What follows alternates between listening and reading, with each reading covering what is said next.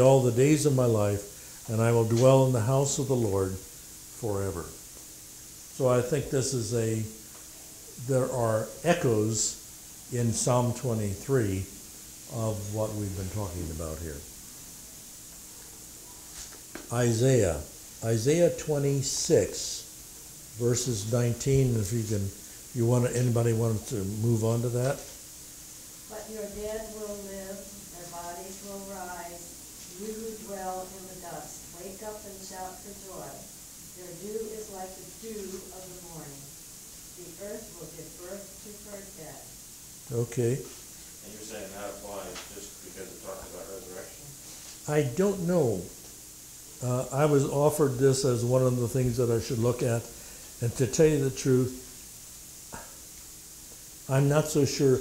Does this refer to the resurrection of the physical body?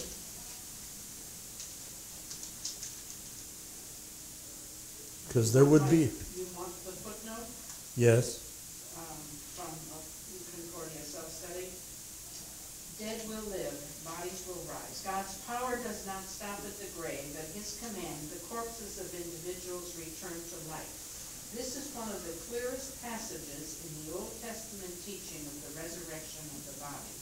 Therefore, he can also order the resurrection of a whole people apparently entombed forever. See Ezekiel 37, 1-14. This was a symbol of fruitfulness, and they refer to 2 Samuel and Hosea. Okay? Yeah, and I understand where that's coming from, and it's hard to avoid that conclusion, but it's also perplexing to me to know why you would want to have a physical body resurrected if you already have a spiritual body in heaven, right? God chose to do it that way. Well, I confess. That's why it's eternity. You have time to ask all those questions. Those visions of knowledge. Why, I hope so. Daniel 12, verses 2. Daniel 12, verses 2. Okay. This seems like another resurrection. Mm-hmm. Multitudes who sleep in the dust of the earth will awake. Some to everlasting life, others to shame and everlasting contempt. Yeah. Now, but wait a minute. When they awake, if this is a physical body that is awakening, that isn't what this says. This says when they awake, they will awake to everlasting life and to everlasting contempt, and so the conclusion is that this is a spiritual event. Yeah, this one also sounds different to me than a temporary return to your earthly existence if you're coming back to everlasting life or everlasting shame and contempt. That seems more fine. I don't know. I think it's a good thing to. This sort of thing is good though, because I do think sometimes that a snap judgment response to some of the New Death experience leads to universalism, that God is going to, since there's so many of them are positive experiences, that people will go down the path of saying, well, this must mean that God really is going to save everybody, and this whole damnation bit, that must not be real. But the Bible comes out and says there is going to be everlasting shame and contempt. There is not this. This isn't a glimpse of what everybody's going to do. Good point. Absolutely. Absolutely. Matthew 7, verses 1-2. Do not judge, or you too will be judged. For in the same way you judge others, you will be judged, and with the measure you use, it will be measured to you. Why do you look at the specks of sawdust in your brother's eye and pay no attention to the plank in your own eye? How can you say to you, let me take the speck out when all the time there's a plank in your own eye. Now this talks about, seems to imply to me that the judgment being made is the one you yourself have set up to judge yourself by. It suggests that you have some part in that judgment that is being made.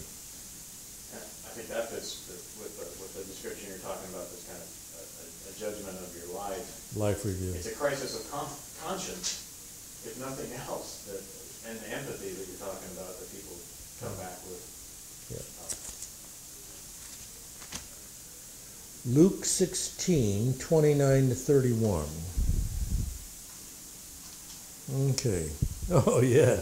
This is about Lazarus. He's down there in these, and, well, starting with 27.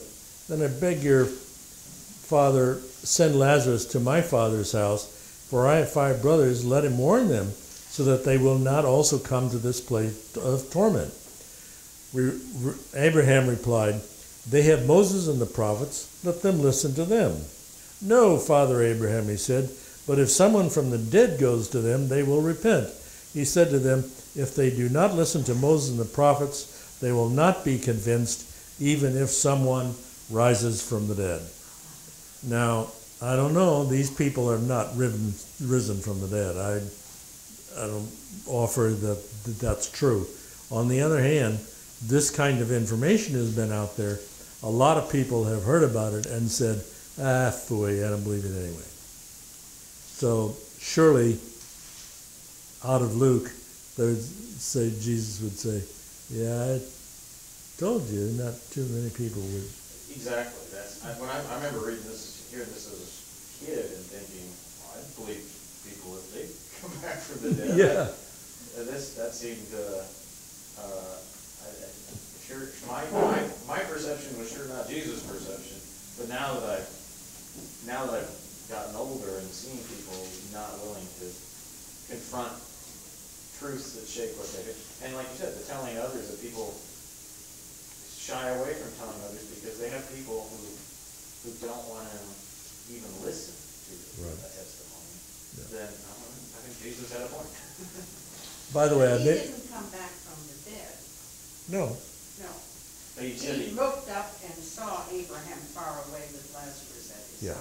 So he called. Yeah. The communication was there. I'm sorry. Yeah. No, it's that part where he says, even if I did send it back, it wouldn't make any difference. That's what it's like. Yeah, it won't make any difference in that.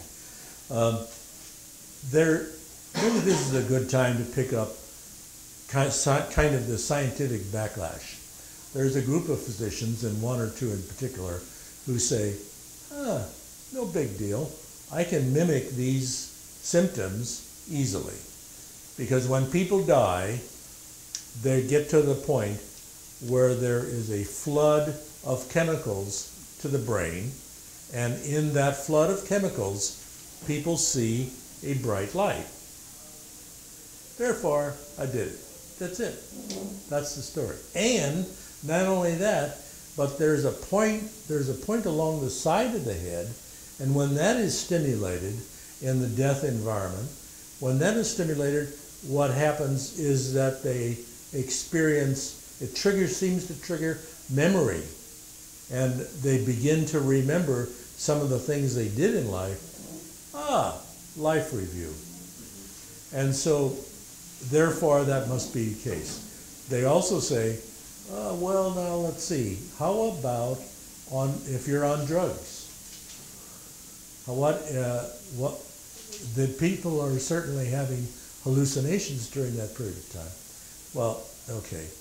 In all of these cases, the retort and the answer comes back. What the light that they see is not a person. The light they see doesn't have a conversation with them and doesn't change their whole life when they finally do return.